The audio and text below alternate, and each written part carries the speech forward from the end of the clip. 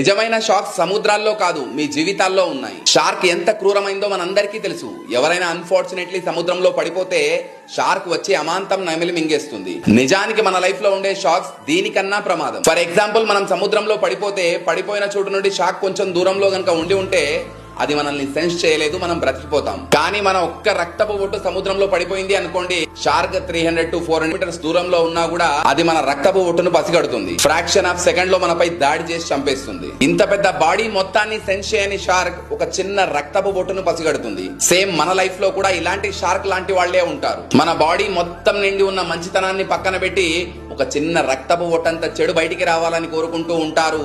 Unfortunately బయటికి వస్తే దాన్ని ప్రచారం చేస్తుంటారు. సముద్రంలో ఉండే షార్క్ ఒక్క సెకండ్ లో మనల్ని చంపి తినేస్తుంది.